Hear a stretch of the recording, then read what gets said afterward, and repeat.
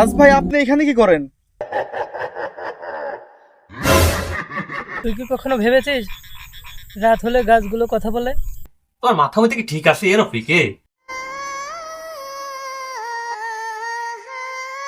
রাতের আকাশে অর্ধেক চাঁদ ঝুলে আছে। নিস্তব্ধ চকের মাঝখানে দুটি খেজুর গাছ পাশাপাশি দাঁড়িয়ে আছে, যেন তারা যুগ যুগ ধরে এই নির্জনতাকে পাহারা দিচ্ছে। রফিক ধীরে ধীরে চকটি পেরোচ্ছে। শীতল বাতাসে তার গায়ের শালটি কিছুটা কেঁপে কেঁপে উঠছে। হঠাৎ সে দেখতে পেল গাছ দুটির নিচে তার বন্ধু কামাল বসে আছে। সে চিন্তা করলো এত রাতে এইখানে এভাবে কামাল বসে আছে কেন। সে ভাবতে লাগলো তার কাছে এগিয়ে গিয়ে জিজ্ঞেস করবে কিনা। সে সেখানে দাঁড়িয়ে থেকে কিছুক্ষণ ভাবলো এবং তারপর সিদ্ধান্ত নিল তার কাছে সে যাবে। তারপর সে কামালের কাছে গেল।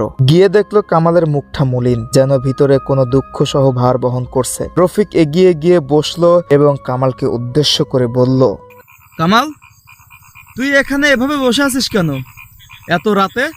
কামাল কোনো উত্তর দিল না। সে চুপচাপ বসে আকাশের দিকে তাকিয়ে রইল। রফিকের মনে অস্বস্তি জন্মালো। সে আবারও কামালকে উদ্দেশ্য করে বলল, কামাল, তুই কি ঠিক আছিস?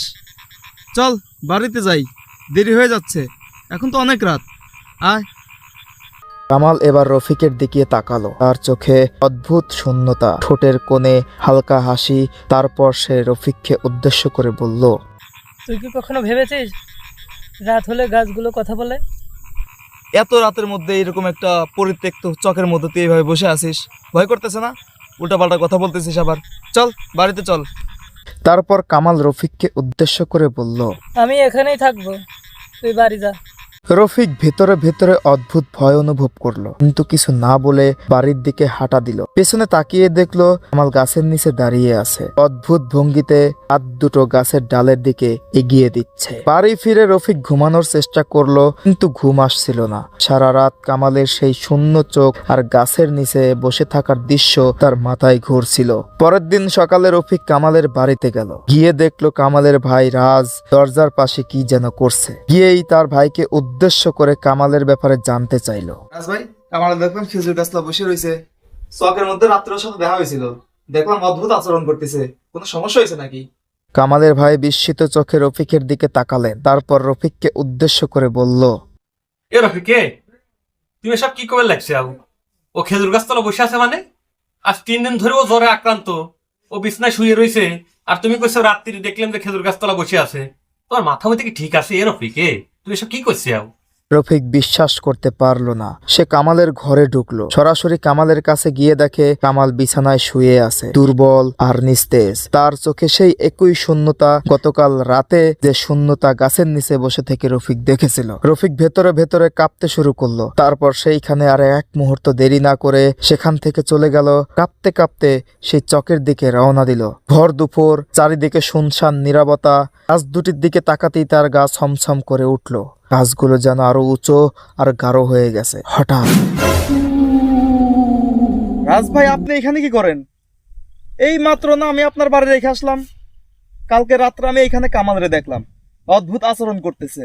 সেই বিষয়টা জানার জন্য আপনাদের বাড়িতে গেলাম। আপনি বললেন যে কামাল 3 দিন ধরে জ্বর অসুস্থ হয়ে বিছানায় শুয়ে আছে। দেখলাম ঘটনা সত্য। আপনাদের দুইজনকে রাইখা আমি সরাসরি এখানে আসলাম। ছমছমে পরিবেশ, কাঁপুন উঠে গেছিল, কিন্তু আমি আসার আগে আপনি এখানে কেমনে হাজির হলেন কোন তো ভাই? মুহূর্তের মধ্যেই রফিক খেয়াল করলো আমাদের ভাইয়ের মধ্যে পরিবর্তন লক্ষ্য করা যাচ্ছে। তার পুরো শরীর সূর্যের রশ্মির মতো চমকাচ্ছিল, চোখ যেন আগুনের গোলা। ভয়ানকভাবে হাসতে শুরু করলো, যেন পুরো জায়গায় ভীতিকর পরিবেশ তৈরি হয়ে গেল। তারপর সে রফিককে উদ্দেশ্য করে বলল, তাহলে শোন, কালকে যাকে দেখেছিস সেটাও ছিলাম আমি, আর আজকে যাকে দেখছিস সেটাও আমি। আমি হচ্ছি জিনের সর্দার।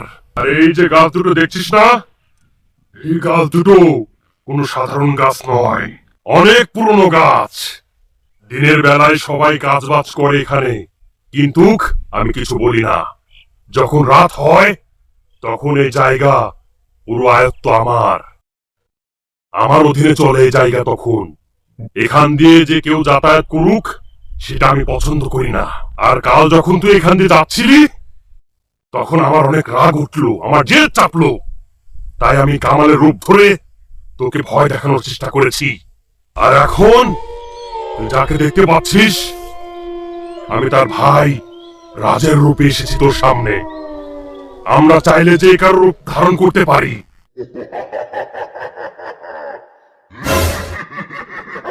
আমরা আমাদের কথার ফাঁদে মানুষকে ফেলার চেষ্টা করি, যদি একবার কেউ আমাদের ফাঁদে পড়ে যায় তাহলে তাকে পুরোপুরি গ্রাস করে ফেলি, কিন্তু তোকে গ্রাস করতে পারলাম না।